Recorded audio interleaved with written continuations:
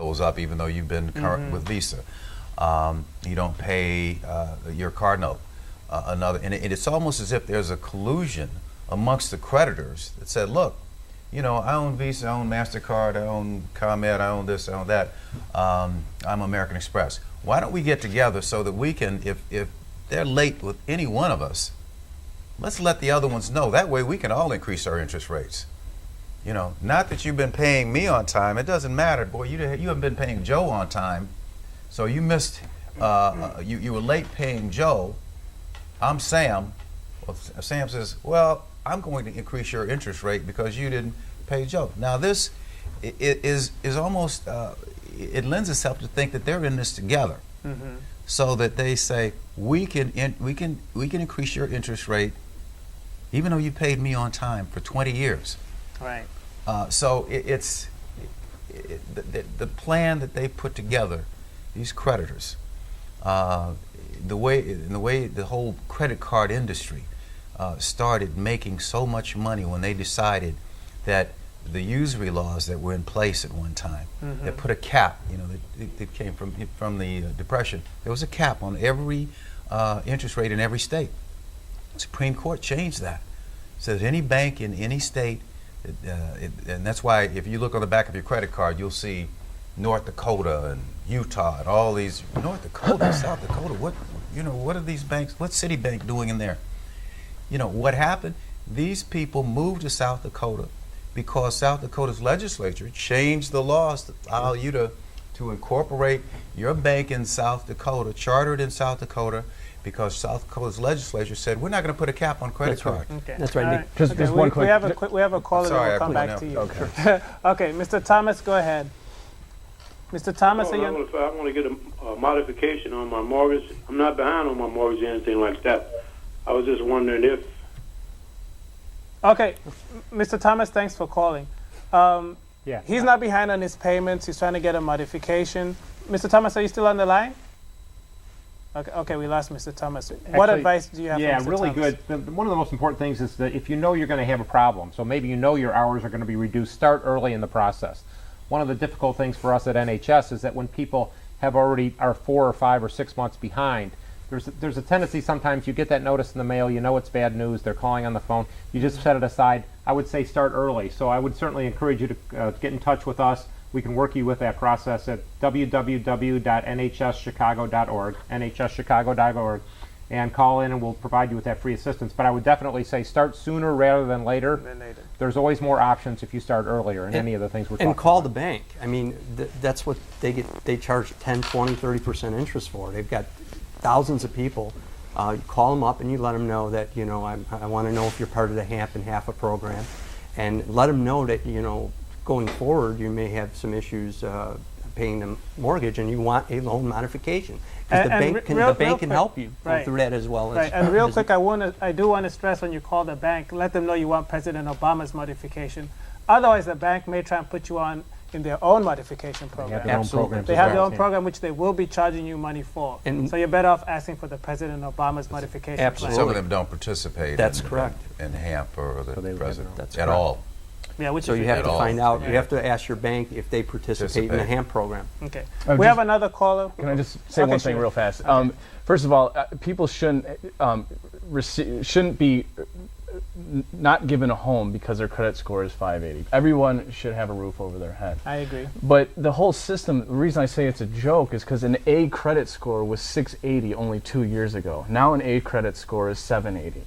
So I mean, why should anybody have any kind of faith in that system? I mean, yeah, I guess it's important to have a good credit score, but what does it mean if the A credit score is going to be 820 in a week? And so I would agree with that. I mean, there are two tiers, though. Given the way that the credit world is structured, there are two tiers. There are people who get affordable rates on loans, who have good quality asset building products, and then there are a lot of other people who can't get those products and are going to payday lenders, as Tom's fought payday lenders here in Illinois.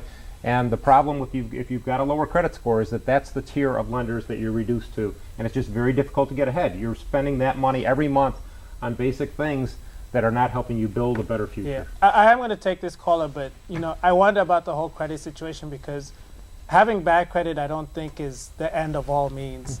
You know, our parents survived without using credit cards. I'm sure we can too. I mean, really, apart from like maybe buying a house or a car, I'm not sure, but that's just my opinion. Anna, you're on the line. Anna, you still there? Teresa, I wanted to speak about when you are through the foreclosure, but yet you get a job and you are able to acquire a job after you've gone through the foreclosure. How can you still have an opportunity to retain your property? Because what I found out is the judges they're in a very methodic mode, and they can't do anything after that redemption period. And yet the legislatures are needing, and I thank you, Mr. Ernesto, for your position that we need to get in front of the legislatures to speak to this, because there's a whole level of conversation that needs to ensue as it relates to trying to retain your property after you've gone through the foreclosure and yet obtain a job, so you're able to now pay for it. Okay, I think Anne you bring up a really good point.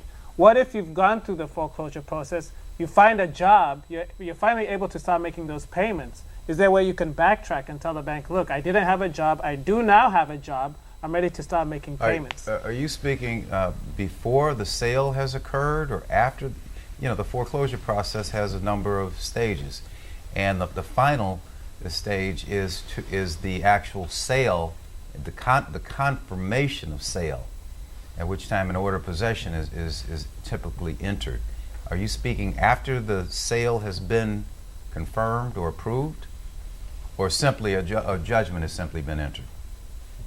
We may have lost that. We may have lost that. Yeah, well, first of all, once a judgment is entered, a sale date will be typically set. And then after that sale occurs, again, about a month after that, the sale has to be approved. In other words, the judge has to look at all the documents, make sure everything was in order. Then he will approve the sale, give the homeowner 30 days to move, enter an order of possession, but stay it for 30 days. That homeowner still has a special right of redemption for 30 days after that, typically. Okay. That means you still have to come up with all of the money to pay the entire amount, which is, where you're going to find the money. Right. So, okay, not to cut you off, we have two calls real quick I want to get to. Anne, you still there, by the way? Yes, I am. I'm back on. Okay, did you hear the question Ernesto just asked you? I did hear the question, and it was the sale has not taken place yet. Okay, the sale has not taken place yet. We had to be removed from the property. No, if the sale hasn't occurred, it's still your home. Okay, and so they still hope, so definitely don't give up. Your home has not been sold, so I'll definitely recommend contacting somebody as soon as possible. Absolutely. Do not wait any longer. Just definitely contact someone this week. They can call our office. And definitely, did you hear that? What is that number, Mr. Ernesto? I can't. Well, we're not for profit, so he can't give out his number. But Bill Busters, call Google Bill Busters. Tom James is also here. So call the office of the Illinois Attorney General, and we have a modification program, and ask for a modification, and be prepared with all of your records with respect to your mortgage. That will help out our counselors, but we have a staff of counselors who can help people. So if you're in trouble on your mortgage, call the Illinois Attorney General's office. Yeah, please do that. And if that doesn't work, go to Chicago Anti-Eviction Campaign.org, and we'll help you rally your neighborhood around you to make sure you stay in that home, because it seems like legislatures of the civil rights movement, women's rights movement, voting right movement have proven that the legislators really only respond to votes cast from the street. So